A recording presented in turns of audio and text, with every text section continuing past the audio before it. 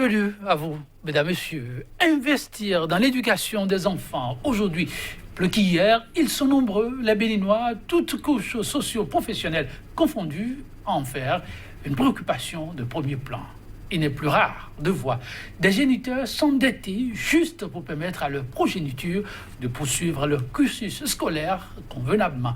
Mais la crainte du lendemain pour les futurs diplômés, elle, cette crainte, mesdames, messieurs, peine encore à être dissipée. Pourtant, ce ne sont pas des réformes pour inverser la tendance qui font défaut. De 90 à ce jour, le Bénin en aura enregistré, dit-on, toute une série. Mais où alors le bas blesse-t-il? Réforme du système éducatif béninois. Quelle garantie pour l'insertion socio-professionnelle des jeunes? Le débat, mesdames, messieurs, c'est tout de suite et maintenant. Et sur ce plateau, en notre compagnie, Éric Fernand Seno. Il n'est plus à présenter.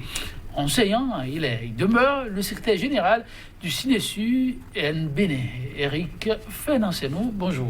Bonjour, M. Tanguy. Et merci de répondre à notre invitation. C'est un plaisir renouvelé. Et comment vit son nouveau statut là?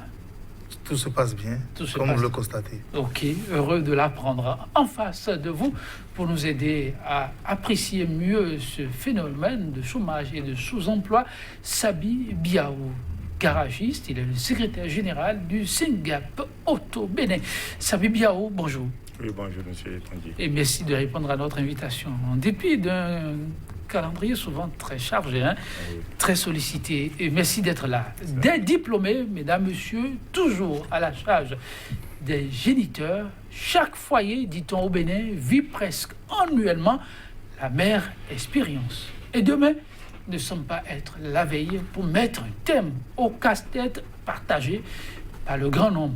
Se désole plutôt un spécialiste des questions de didactique en milieu scolaire. Ce constat, est-ce que l'instituteur le partage? Suis-je tenté de vous demander, monsieur Éric Sen?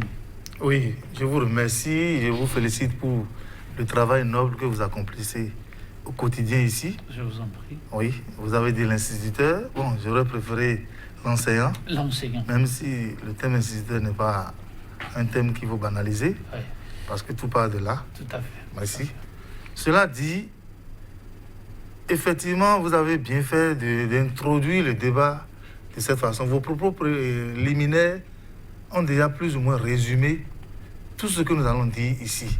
Parce que, effectivement, oui, avant 90, depuis 90 jusqu'à nos jours, nous avons l'impression qu'il y a une navigation à vue qui s'observe en termes donc, de scolarisation donc, des enfants, des citoyens du pays. Or, il se fait que le programme d'études, ce n'est pas quelque chose de compliqué. Le programme d'études, on peut définir cela comme étant un ensemble de curricula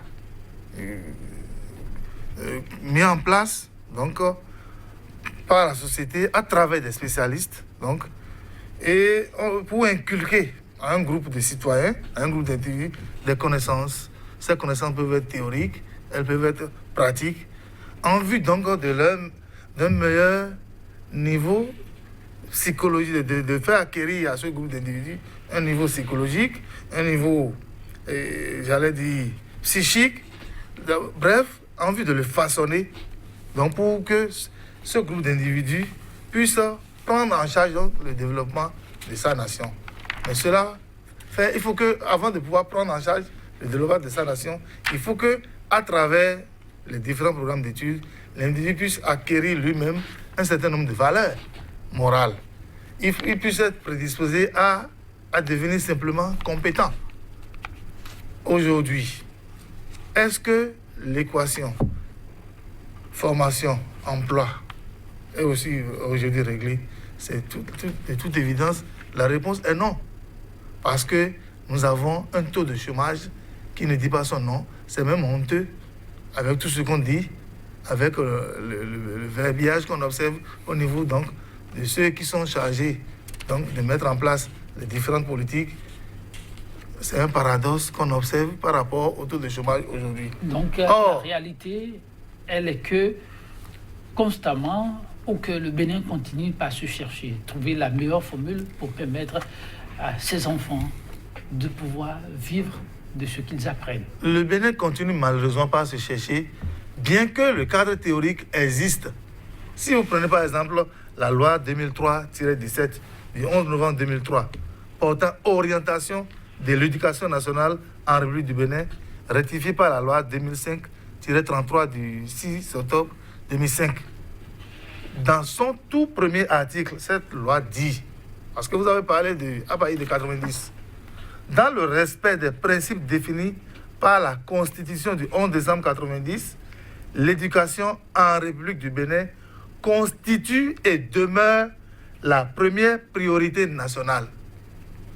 Monsieur Yetonji, vous avez l'impression, au regard de ce que nous observons depuis 90, que l'éducation vraiment constitue la première priorité nationale? On y revient, c'est une interrogation qui revient même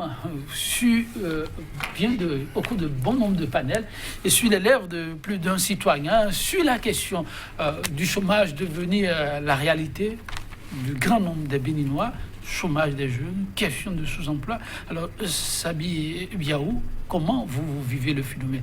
Est-ce que c'est vraiment un constat d'abord partagé? Merci, M. Joël.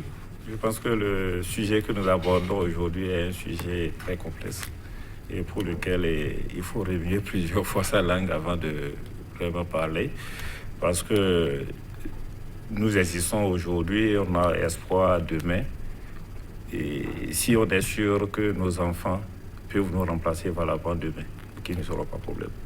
Et je fais le constat malheureusement tous les jours, parce que j'ai eu la chance quand même en tant que mécanicien de collaborer, de frotter avec pratiquement toutes les couches de la nation.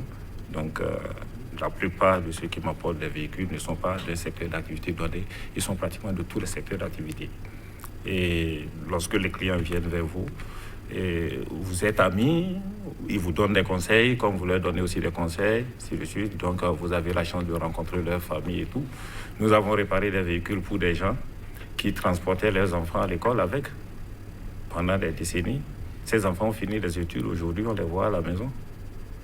Et quand on revoit tout ce que le papa a investi, en dehors, disons, des frais de scolarité, de frais de santé et tout, et ce qu'il a investi pour les réparations des véhicules dans l'espoir que l'enfant demain sera quelque chose de bien pour lui et que l'enfant finit par obtenir un diplôme, pas pour aller travailler mais pour rentrer au chômage, je pense que c'est un problème.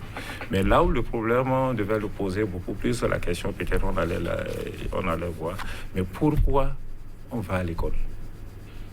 Parce que je pense que quand on va à l'école, c'est d'abord pour combattre la misère. Donc c'est la conquête du bien-être qui nous amène à l'école. Maintenant, le bien-être là, comment on l'interprète? Parce que ça dépend de comment nous recevons. Le colon qui a amené l'école, il a amené l'école chez nous. Pourquoi?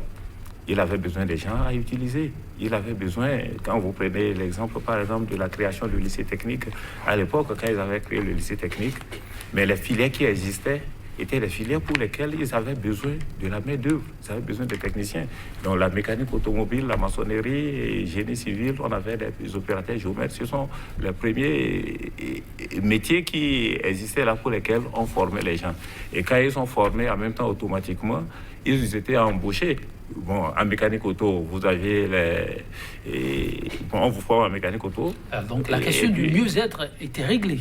La question du mieux-être était réglée. Alors. Mais en ce moment, vous devez savoir que les premiers ont commencé par travailler déjà avec le CEPE. Tout à fait. Avant que maintenant ce ne soit le BPC, avec le bac, ainsi de suite. Mais aujourd'hui, le bac ne suffit plus. Les enfants continuent toujours avec maîtrise, doctorat, mais ça ne suffit plus. Ça veut dire que leur source de bonheur n'est pas à l'école.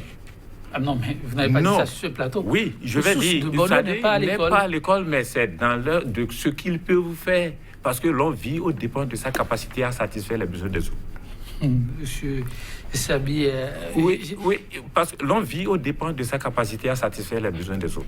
Parce que si je suis à Cotonou, jusqu'ici, et que je compte peut-être vivre à Cotonou encore quelques temps, C'est parce que je sais que j'ai une compétence en mécanique automobile qui me permet de satisfaire ceux qui viennent vers moi. Sinon, autrement, vous Dès que restez je au n'arrive pas à village. satisfaire le premier client, le deuxième, le troisième client, moi-même, je dois savoir que soit je fais faire compléter mes compétences, poser un diagnostic sur moi-même, les compétences, mes capacités, ou alors, bon, je sais que, bon, peut-être que je suis devenu amnésique, donc il n'y a rien à faire, il faut que j'ai plus de bagages. C'est au fait de ça qu'il s'agit.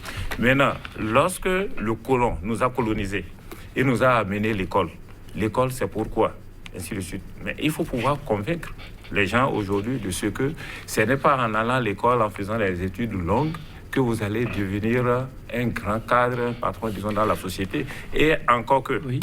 Nous sommes, disons, au lendemain du dépôt des dossiers pour, disons, les élections municipales, communales. Mais vous allez voir que toujours, beaucoup qui sont candidats, ce n'est pas pour apporter quelque chose à la commune, c'est pour que la commune puisse les nourrir mieux. Ça, c'est un autre débat, on ne va pas rentrer dedans, je ne fais pas la politique, mais ça fait partie aujourd'hui des raccourcis que les gens cherchent toujours pour pouvoir survivre. Alors, vous l'avez suivi, l'école, ce n'est plus forcément... C'est moi qui nuance, vous l'avez suivi tout à l'heure, comme si l'école, ce n'est plus pour le mieux-être. Or, au départ, c'était pour ça. Qu'est-ce que l'enseignant dit? Non. Il faudrait qu'on retienne ceci. Oui. L'école, c'est toujours pour le mieux-être. Parce Toujours. que, oui, c'est malheureusement ce qu'on en fait. Ok. Parce que l'école Donc, implique... la vocation de l'école n'a pas changé. Ça n'a pas mais changé. les hommes lui ont changé d'orientation. Oui, parce que l'école Ok. implique un certain nombre d'acteurs. Mais les Au acteurs premier, sont chef, toujours là. au premier chef, il y a peut-être l'État, le gouvernement, donc les politiciens. Ensuite, il y a les formateurs.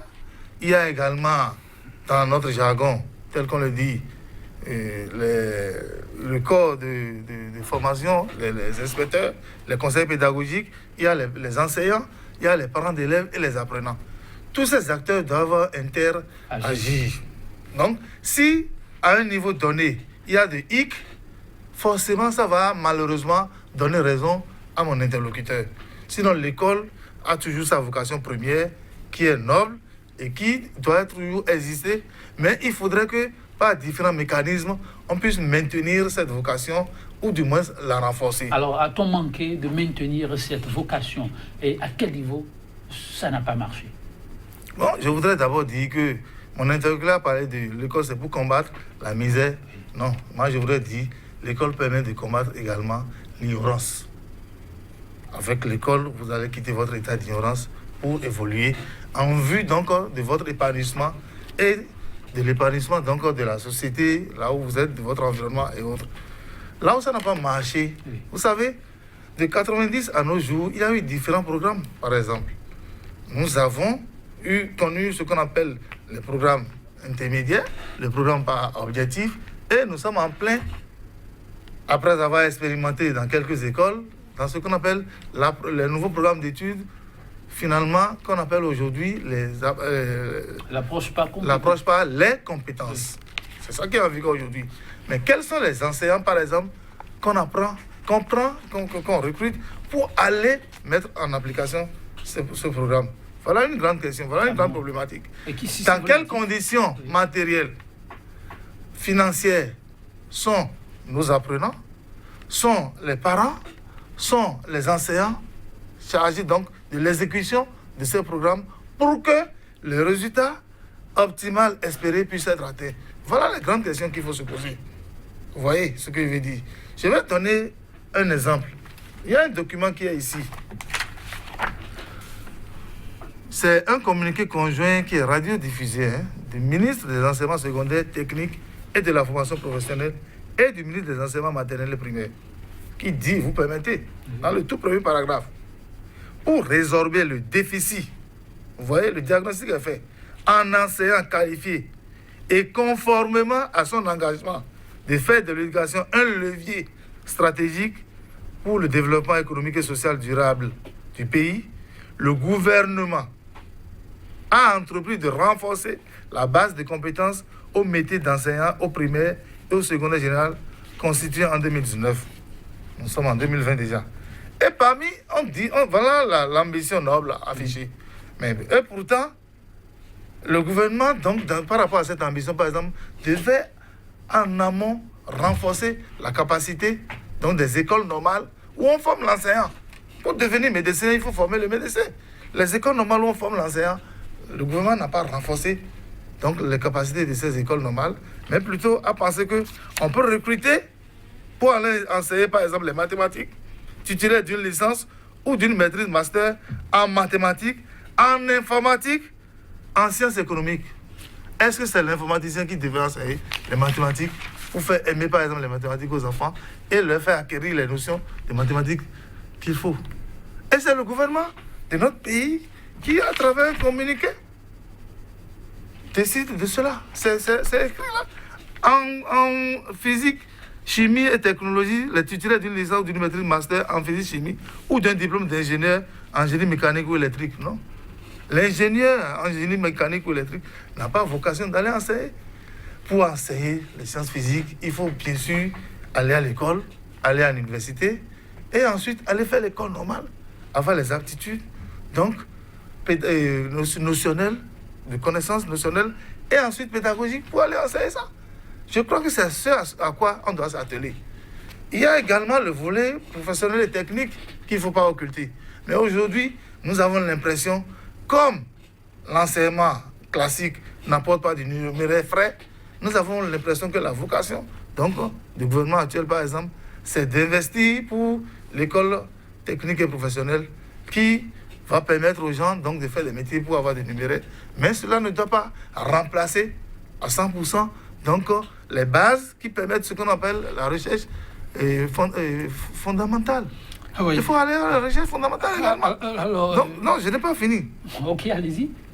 Vous avez suivi l'actualité dans notre pays où, au lieu donc, de prendre les spécialistes, compte tenu du déficit d'enseignants, on a été obligé de recourir à un programme qu'on a appelé l'Aspirana.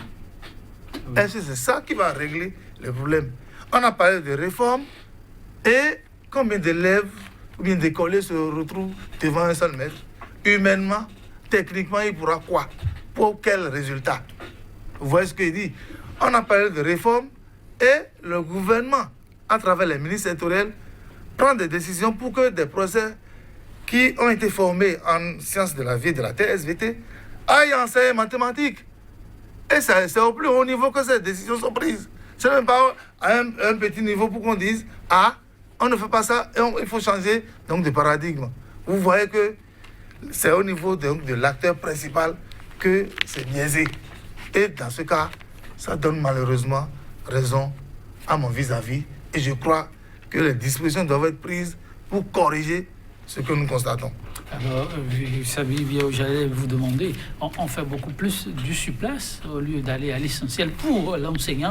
Si on veut, l'école va toujours continuer par jouer sa vocation première, faire reculer les frontières de l'ignorance et permettre l'épanouissement de l'être. Seulement, il faudra que la symbiose au niveau des différents mécanismes et des acteurs soit des plus irréprochables.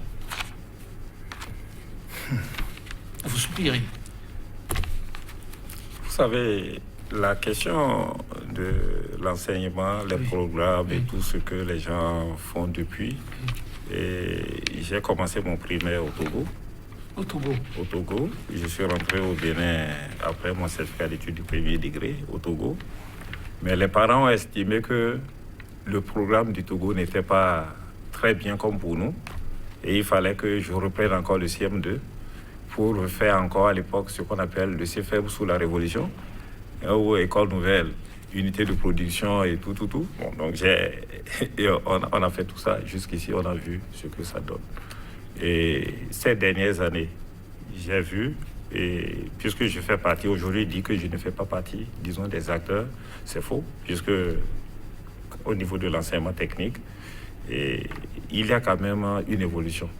Parce qu'il y a une collaboration qui se fait entre vraiment les acteurs de chaque secteur avec... on ne peut pas parler aujourd'hui de maintenance automobile sans associer les associations professionnelles du secteur. Ça se fait. Et ça se fait. Oh. Mais seulement que nos cris d'alarme, et on n'est pas resté vraiment sur notre soif, puisque la formation, c'est d'abord la réponse à un besoin. Donc, par rapport à quoi vous formez, par rapport à quel besoin vous formez et pour quelle chose, il y a plusieurs interventions. C'est la réponse à un besoin. Donc, vous pensez que si on piétine, c'est aussi faute de répondre à une question comme celle-là? Oui, c'est faute de répondre à une question comme celle-là. C'est aussi simple. Et c'est là où je pense que vous avez vu ce qui se passe, je vais parler. Et si tu n'as pas d'opposant, il faut que tu te crées au moins une opposition pour qu'il y ait une contradiction et un débat. Donc, lorsque vous êtes dans le domaine, disons, de la formation professionnelle, vous ne pouvez pas évoluer sans les entreprises du secteur. C'est sûr. Puisque les entreprises du secteur sont en quelque sorte les centres d'accueil. Et ce sont ces centres d'accueil qui doivent pouvoir exprimer leurs besoins. Et c'est là où je vous avais dit, ici sur ce plateau, que on ne peut pas parler de formation professionnelle, par exemple, sans parler, disons, de branche d'activité ou de branche professionnelle. Ce n'est pas possible. Évolué, parce que non, les choses n'ont pas évolué parce qu'actuellement, il y a des efforts, des réflexions qui se font. Je suis déjà heureux que quand on prend au niveau de l'enseignement technique et dans beaucoup de secteurs par rapport, disons, aux besoins de la vie, et vous avez aujourd'hui la mécanique auto et vous avez la maintenance automobile, parce que les deux ne sont pas la même chose. Il y a certaines formations qui sont académiques et d'autres formations qui sont professionnelles. Parce que la mécanique auto, c'est beaucoup plus académique que la maintenance automobile. Vous avez vu. Donc, celui qui fait la mécanique auto, par exemple, s'il veut faire la maintenance automobile, il faut le renforcer beaucoup plus en pratique. Mais celui qui fait la maintenance automobile, s'il doit faire la mécanique auto, il faut le renforcer beaucoup plus en théorie. Donc, c'est deux choses, ça dit, qui se ressemblent, mais qui ne disent pas la même chose. En dehors de ça, la formation doit évoluer dans une dynamique. Cette dynamique doit être impulsée par les acteurs du secteur, parce que c'est eux qui connaissent l'évolution. Si je dois aller, malheureusement, ce qui se passe ici, c'est que les enseignants font de la formation leur chasse gardée, alors que vraiment, c'est le cours qu'un professeur va faire passer et va faire comprendre aux enfants difficilement pendant peut-être 4 heures de temps, un professionnel, en 10-15 minutes, il a fini avec ce cours.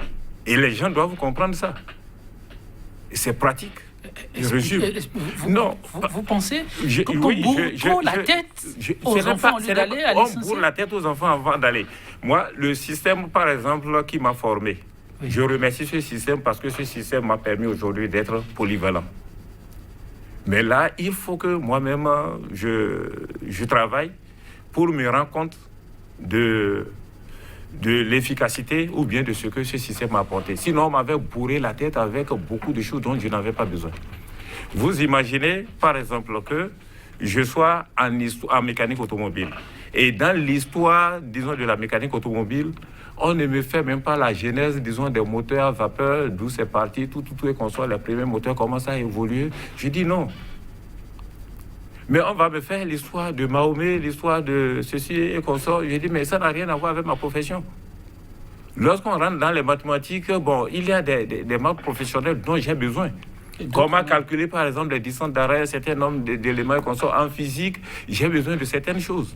Mais on ne peut pas m'enseigner toutes les choses de la physique dont je n'ai pas besoin. Donc il faut dépoussiérer. Il y a vraiment urgence qu'on fasse vraiment certaines choses. Les choses se font. Donc c'est le rôle. Et je disais, et ça je l'ai toujours dit partout où je passe, que le programme de formation professionnelle ne peut pas répondre tant qu'il n'y a pas de branche d'activité. Parce qu'on appelle une branche professionnelle le regroupement des activités, et c'est-à-dire des entreprises du même secteur d'activité, pas une convention collective ou un accord.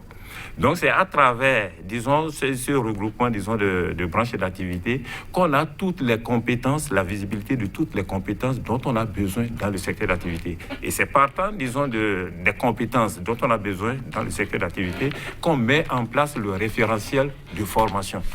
Et au niveau de la branche d'activité, c'est que non seulement on a le référentiel, disons, de formation, mais on a les emplois, les postes et la rémunération même. Vous êtes... De sorte qu'au niveau de ce secteur d'activité, vous devez savoir par exemple que si moi je suis un mécanicien, que j'ai un CAP en mécanique automobile, je dois avoir, c'est-à-dire un répertoire de toutes les compétences et qualifications du secteur d'activité. Et par rapport aux compétences que j'ai à mon niveau et mes ambitions, je peux compléter facilement mes formations pour avoir les compétences qu'il faut pour pouvoir évoluer. Parce que les plusieurs années déjà votre actif dans votre domaine, oui. Et que vous spécifiez un peu ces cas urgents, oui. Ces programmes, oui. C'est une évidence. Mais est-ce que on s'est constitué comme cela se doit, pour au moins attirer l'attention de l'autorité sur ces manquements qui pourraient aider tout le monde à trouver son compte? Oui, mais vous savez, ici, nous sommes sur la place publique, oui. Puisque une chaîne de télévision, vous avez sur là, vous êtes sur la place publique. Tout à fait. Bon, mais dans les chambres, nous parlons. Dans les chambres, vous parlez. Dans les chambres, nous parlons et nous disons ce que nous pouvons dire. Et aujourd'hui, si les autorités me suivent, et beaucoup d'autorités vont dire, ah non, ce garçon nous avait déjà dit ça. Il nous a dit ça. Mais le problème aussi, c'est quoi? Il y a que dans l'administration, nous avons des problèmes. Parce que beaucoup camouflent leur incompétence par le refus peut-être de certaines choses. Parce qu'ils savent que, attention, ce problème qui est évoqué nécessite des compétences pour lesquelles je n'ai pas. Quand on va vouloir mettre ça en œuvre, je risque de perdre, ou bien qu'est-ce que je gagne dedans, et ainsi de suite. Il y a vraiment beaucoup de problèmes. Et c'est en cela que moi je remercie la CSA Bénin, qui a pu nous aider à nous constituer en syndicat à l'époque, et à travers vraiment le syndicalisme, les réunions, les séminaires, et ça nous a apporté beaucoup. Ça fait qu'on ne peut pas aujourd'hui. Mais je vais revenir, et vous m'excusez, et à la fin, oui. Il est revenu sur la question pour me donner raison, mais j'insiste et je dis que c'est à la conquête du bien-être qu'on va à l'école. Et ce bien-être-là n'est pas seulement, disons, de bien-être matériel. Donc ça veut dire que l'aspect moral, psychologie et tout. Et dans la société, il faudrait que ceux qui sont les patrons et qui dirigent, même les enseignants et tout, soient aussi des modèles par rapport à l'éducation. Parce que l'éducation, c'est aussi le comportement que nous avons dans la société. Malheureusement, aujourd'hui, sans vous mentir, et lorsque vous regardez un peu tout ce qui se passe, on se pose beaucoup de questions pour lesquelles parfois même vous posez la question à haute voix. Certaines personnes, on dit « Ah, c'est toi qui veux parler. En tout cas, moi, je ne suis pas dedans, je n'ai rien entendu. » Parce qu'on a peur de se dire la vérité. Il va falloir se dire la vérité si on veut aller de l'avant. C'est connu de tous, unanimement partagé. Et cet adage aussi vieux que le monde. Oui, votre vis-à-vis dit qu'il remercie le programme qui a fait de lui ce qu'il est aujourd'hui. On se rappelle qu'après avoir expérimenté tous ces programmes avec le lacune, le Bénin a fait l'option d'aller à ce programme qui est toujours en vigueur. Il y a eu beaucoup de bruit, de bottes, mais par la suite, ça s'est imposé. L'approche par compétence, c'était en 2004, si mes souvenirs sont bons. L'élève, déjà finissant le primaire, doit être à même de faire de petites choses qui peuvent lui permettre même d'en ajouter à ce qu'il a, des données livresques. Où est-ce qu'on en est aujourd'hui? Est-ce qu'on arrive à atteindre déjà cet objectif? 2020, du temps est passé. Oui, merci. Je ne ferai pas la langue de bois ici. Hein. Vous l'avez promis, merci de le rappeler et de le respecter surtout. Oui, oui. Au fait, parmi les attentes qu'on a pour mettre en œuvre donc l'approche par les compétences, on avait comme attente la démocratisation également, qu'il faut inculquer à nos apprenants. Oui. Mais ça a commencé. Ça se fait pas? Vous avez l'impression aujourd'hui que tel qu'on se comporte dans le pays, les enfants peuvent copier le modèle démocratique tel que ça se passe aujourd'hui. Vous avez cette impression? Peut-être qu'il y aura un autre débat où on va en parler, mais on peut déjà l'évoquer. Vous avez l'impression, par exemple, que les élections législatives passées ont été démocratiquement organisées et se sont déroulées démocratiquement. Vous pensez que l'élève qui va en classe, à qui on inculque ces notions et qui observe ça, quel sera son comportement dans la société? C'est ça le hiatus. Alors, c'est ça le paradoxe aujourd'hui, qu'on observe. après des années d'expérience, est-ce que ce programme a commencé par porter ses fruits? Est-ce qu'on Le a des programme, enfants le programme qui ne peuvent peut pas porter ses fruits dans les conditions dans lesquelles il est exécuté. Je vous ai dit, un programme que vous voulez exécuter ou ailleurs, les expérimentateurs, ceux qui l'ont conçu, le font exécuter pour combien d'apprenants devant eux. Mais ici, les infrastructures ne sont pas construites, d'accord? Les formateurs ne sont pas formés. Et vous voulez... Aujourd'hui, pour enseigner, la plupart des enseignants, les 80% des enseignants sont des aspirants, d'accord? Donc, des gens qu'on a recrutés et qu'on a mis dans des conditions, et j'allais dire financières, très déplorables, et à qui on demande d'atteindre quel résultat. Ils ne peuvent pas. À l'impossible, il n'est tenu. C'est de ça qu'il est question. D'accord? Donc aujourd'hui, nos sociétés, malheureusement, ne reflètent que ce que les politiciens veulent qu'elles soient. Donc l'approche par compétence, elle peut porter de fruits, mais alors il va falloir prendre en compte sur le plan les différentes théorique, composantes. Sur le plan théorique, Oui. les techniciens ont certainement fait l'effort pour mettre en place tout le mécanisme, tout l'arsenal qu'il faut. Encore que ce n'est pas les techniciens qui ont les moyens donc de faire fonctionner le programme. Vous pensez que l'État a encore un grand rôle à jouer? L'État ne le joue même pas encore, n'a même pas encore commencé. Non, pas vous n'avez pas dit. Pourquoi je le dis? Parce que vous pensez que l'école ou bien les apprenants qui sont par exemple à Cotonou, est-ce que c'est... Et l'apprenant qui est à Cotonou, l'apprenant qui est dans un village d'Atchakame par exemple, oui. C'est dans Kouamassé. Vous pensez que les apprenants sont dans les mêmes conditions?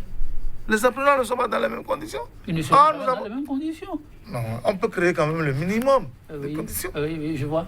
Puisqu'on doit pouvoir exécuter le programme étant national, aussi bien dans le public que dans le privé, on doit pouvoir l'exécuter dans les conditions similaires. Mais c'est de ça qu'il est question. Et qui peut créer ces conditions similaires si ce n'est pas l'État, si ce n'est pas le gouvernement? Ce que moi je voudrais attendre de la catégorie des gens de mon vis-à-vis, c'est en dehors de l'information, c'est de mettre, par exemple, l'ingéniosité à permettre, par exemple, au pays, donc, de pouvoir exporter, par exemple, l'huile de palme, qui est une spécialité béninoise. On raconte, nous avons lu sur WhatsApp, qu'il y a un mécanicien qui est en train de vouloir prendre l'huile de palme, l'huile rouge, pour faire la vidange. Pour faire de la vidange. Bon, pourquoi il ne peut pas développer ce genre d'ingéniosité pour permettre au pays donc de commencer par utiliser cela? Vous avez bien dit, c'était sur WhatsApp, mais c'est possible de l'huile rouge pour faire de la vidange? Bon, vous savez, ce que je connais des fonctions de l'huile à moteur et ne me permettent pas d'affirmer par rapport à ce qu'il a dit. Parce que quand je prends le pouvoir dispersant par rapport de l'huile à moteur, par exemple, dans le moteur, et l'huile de palme ne remplit pas ces conditions. Ok. L'huile, le pouvoir dispersant, c'est quoi?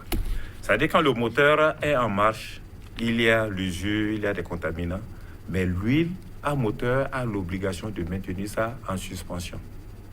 Donc ça ne doit pas aller se déposer en bas. Okay. Mais quand vous prenez, vous m'excusez, c'est de l'huile. L'huile n'est pas l'huile.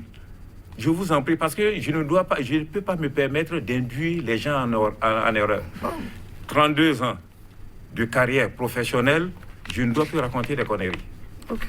Il faut connaître les fonctions de l'huile. C'était une suggestion. Avant de faire chose, une suggestion, c'est très bien, mais je ne peux pas aller sur des terrains qui ne sont pas vraiment très bien. Okay. Les gens ont expérimenté les huiles végétales au départ, avant d'arriver aux huiles à moteur. Okay. Mais les choses ont leurs limites. Alors, cette émission, c'est des contributions aussi bien à l'État, mais aussi à ses parents.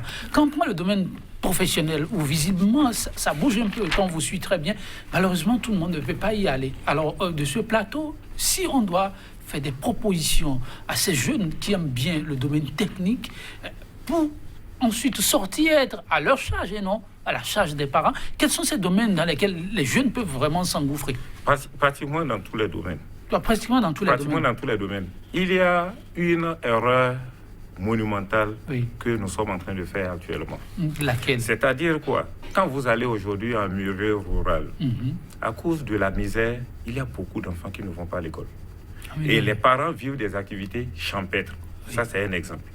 Mais hier, l'agriculteur était l'homme le plus heureux parce que à partir d'un certain âge, quand les enfants ont déjà atteint l'âge de pouvoir tenir la roue pour sa clé, le papa, lui, se coupe maintenant d'arranger, manger, ceci, cela aux enfants, il suivait les travaux. Aujourd'hui, papa se retrouve au champ seul. Les enfants doivent aller à l'école. Lui-même va tenir la roue, ce n'est pas avec une machine. Comment il peut nourrir ces enfants-là et les pousser pour aller loin? Ça, c'est un problème qu'un État doit aider à régler. Comment l'État peut-il aider à régler? Moment, par exemple, quand je regarde en arrière, je me rappelle, j'ai eu le temps de faire un peu, disons, l'école nouvelle en son temps, unité de production et consorts. Et je pense qu'en son temps, on allait en vacances en décembre et on reprenait en février. Pour aller aider les parents. Et on reprenait en février.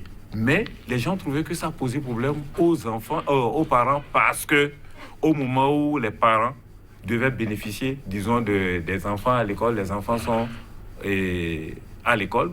Et c'est au moment où ils ont fini, maintenant, ils doivent faire leur récolte que les enfants viennent. Donc, si on devait tenir compte, disons, de ces phénomènes, disons, de notre société et comment nous sommes, et que le programme, disons, de formation, le calendrier scolaire, doit faire un peu, disons, une partie aux parents et une partie à l'école, ça va aider. Je prends la rentrée des classes, par exemple, qui se fait mi-septembre. Pour moi, vous m'excusez, je dis on n'en avait pas besoin. Parce que au nord, la pluie n'a pas encore fini de cesser. Au sud, ça n'a pas cessé. Bon, donc, pourquoi lancer les enfants sous la pluie à l'école? Quelle urgence il y a pour devenir des chômeurs demain, alors qu'on aurait pu leur permettre d'aider les parents à l'école, c'est-à-dire au champ aussi, et tout ça pour évoluer? Ça pouvait vraiment faire quelque chose. Ça, c'est une parenthèse qui est ouverte. Mais ce que j'allais dire, c'est quoi? C'est-à-dire l'enseignement général prépare l'individu, disons, à la formation professionnelle. Oui. C'est le rôle de l'enseignement général. Bon, maintenant, vous allez... L'enseignement général, c'est son rôle. Le primaire jusqu'au général, c'est de préparer les gens. Parce que moi, j'avais fait ma classe de 3e avant de me retrouver au lycée technique. Mathématiques et physique, je dis, je n'en ai plus besoin. Parce que j'ai le minimum qu'il faut dedans. Et maintenant, en physique, ce qui m'est utile aujourd'hui, je connais ça. Okay, bon, maintenant, il est question, par exemple, qu'on puisse droguer les gens. Les droguer en ce sens que si tu as envie d'être coiffeur, mécanicien, et là, tu dois aller correctement à l'école. Tu dois être brillant à l'école avant de choisir. Les métiers, ce n'est pas pour ceux qui ont choisi. Donc, pendant longtemps, on pense que c'est ceux qui ont échoué qui doivent aller vers les métiers. Donc, ça fait que faut faire un travail pour changer la mentalité. Ça fait qu'un enfant qui est brillant à l'école trouve que ce n'est pas bon pour lui d'aller apprendre parce que c'est ceux qui ont échoué qui vont apprendre. Ça fait que nous avons perdu beaucoup de compétences. Ok. Cette façon de voir là, ça fait que nous avons perdu beaucoup de compétences. Nous, on s'est a un battu, travail à faire mais dans ce sens-là. je vous dis qu'en début de carrière, même quand on avait créé le syndicat, mais beaucoup se sont approchés, disons, de nos collègues pour nous déstabiliser. Parce que je dis, mais attends, vous suivez ceux-là, lui, il est allé à l'école, vous n'êtes pas allé à l'école, vous devez vous mettre en une association où on doit vous aider. Donc, on prend l'artisan, par exemple, comme un indigent. Donc, de ce plateau, vous voudrez bien dire à tous ceux-là qui prennent des artisans comme un indigent d'arrêter cela? Bon, ils vous écoutent, envoyez-le l'adresse. De toutes les façons, moi, je l'ai dit la dernière fois au cours d'un atelier, qu'aujourd'hui, le secteur contact, disons, de secteur informel, économie informelle, que c'est le service social de ceux qui se croient formels. Parce qu'en réalité, les gens viennent demander des services qu'ils ne peuvent pas payer aux gens. Vous leur faites la facture, ils sont obligés de négocier et de parler avec vous. Ça se passe comme ça? C'est ce qui se passe juste là. Pour être précis, les fonctionnaires d'État, quand ils viennent chez vous, ils négocient avec vous? Mais ils sont à combien? Pourquoi ils courent vers la politique? Pourquoi ils sont obligés de faire ci, de faire ça? Ils sont à combien? Monsieur Sabi, excusez-moi, mais vous arrivez à vivre de votre art? Pardon? Vous arrivez à vivre? Je ne peux pas vous dire comment, mais ne prenez pas mon cas pour apprécier, pour généraliser. Pour généraliser. Parce que mais vous dites qu'ils viennent négocier avec vous, les fonctionnaires? Je pense que si on lance un concours aujourd'hui pour être mécanicien, on verra le nombre de personnes. Mais si on lance le concours pour être douanier, on va voir le nombre de personnes. Pour être, donc, quand vous suivez, il y a un travail de conscience à faire et de mentalité à changer. Merci. Je vais retourner vers l'enseignant. Alors, ces 45 minutes, ça passe très vite. On va un peu évoluer. Aujourd'hui, avec ces diagnostics posés, en juxtaposition aux efforts que l'autorité est en train de fournir. S'il y a un travail à faire en urgence, qu'est-ce que vous conseillerez? Non, je crois que ce que mon vis-à-vis a dit est suffisamment indicateur. Oui, il ne vous reste plus beaucoup de temps que 4 minutes. Allez-y en complément. Oui, en complément. Sans revenir sur ce non, je vais le remercier parce qu'il a posé un certain nombre de choses. Il a posé des problématiques. La complémentarité entre la formation théorique et la formation pratique, c'est une problématique. Il a posé par exemple la problématique de la date de la rentrée scolaire. Est-ce que nous devons faire le plagiat pour parler du Bénin dans une sous-région et autres? Je crois qu'au cours de plusieurs émissions, nous-mêmes, nous sommes venus ici dénoncer qu'à cause des intempéries, par exemple, la rentrée scolaire... On reviendra sur cette question d'emploi et de sous-emploi. Mais dites rapidement, avant de vous laisser partir, pourquoi cette nouvelle option, cette autre option choisie, piétine aussi la question de l'auto-emploi? Oui, ça piétine parce que, vous savez, en début d'émission, j'ai parlé donc à travers les curricula. Donc on inculque le développement psychique, psychologique. Mais est-ce que c'est suffisamment inculqué pour que, comme l'a dit mon vis-à-vis, celui qui est brillant par exemple au cours de la formation théorique puisse savoir que, bien que je sois brillant du point de vue donc, de la recherche fondamentale, du point de vue donc, de cette formation théorique, je peux m'investir dans cette formation pratique pour devenir cela. Non, on a forgé malheureusement nos mentalités à nous intéresser à autre chose. Et si bien que quand on parle de l'auto-emploi, on en a peur. Il y a la peur donc, de se prendre en charge, la peur de prendre des risques pour aboutir, bien que de plus en plus, les nouvelles viennent d'ailleurs pour dire ceux qui ont pris des risques, ça leur marche. Mais aujourd'hui, nous sommes obligés, donc, les gens sont obligés donc d'évoluer par ce qu'ils voient, par des modèles qu'ils voient. Et c'est pourquoi mon vis-à-vis a si bien parlé quand il dit que les gens s'intéressent plus à la politique. Et quand il a dit, si on veut passer un concours pour devenir douanier, il faut imaginer le nombre de personnes. Mais pour devenir mécanicien, combien de personnes?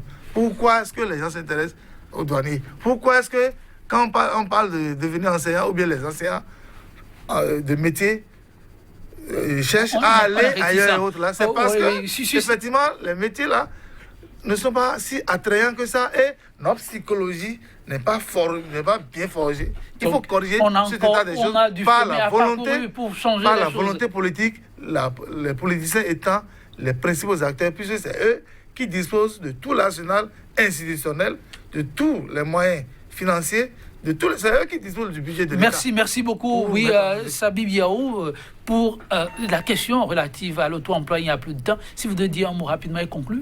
La question relative à l'auto-emploi, il faut demander aux techniciens de faire un peu violence sur le truc pour que je puisse apporter quelques éléments. Parce que les questions de structuration de branches d'activité dont je parle ont eu une influence sur l'auto-emploi. Ce qu'on va faire, M. Biaou... Je complète juste une minute. Ok, vous concluez. Vous savez, ce n'est pas parce qu'on a appris un métier qu'on peut s'auto-employer dans le métier. Ce n'est pas parce qu'on a appris un métier qu'on peut s'auto-employer. Oui, non. Biaou, M. Biaou, moi je vous le promets, on fera un autre plateau pour poursuivre ce débat. C'est promis. Moi je vais simplement ajouter que toute réforme qui n'a pas pour finalité le bien-être de l'humain est voué à l'échec. Merci d'avoir été là, Monsieur Eric Senou. Merci également à vous, Monsieur Sabi Biaou. Ce fut un plaisir, chers téléspectateurs. Merci d'avoir été une fois encore des nôtres. Un grand merci à notre réalisateur, Juste Don Rissou. On vous le promet, on va s'entendre avec eux pour une autre disponibilité. Question de poursuivre ce débat que nous avons commencé. Car mieux être, mieux il vaudrait en faire une réalité pour que la société se porte mieux. On faut se compagnie sur cette citation alors de Victor Hugo. Le travail ne peut être une loi sans être un droit. Bonne méditation chez vous. À très bientôt.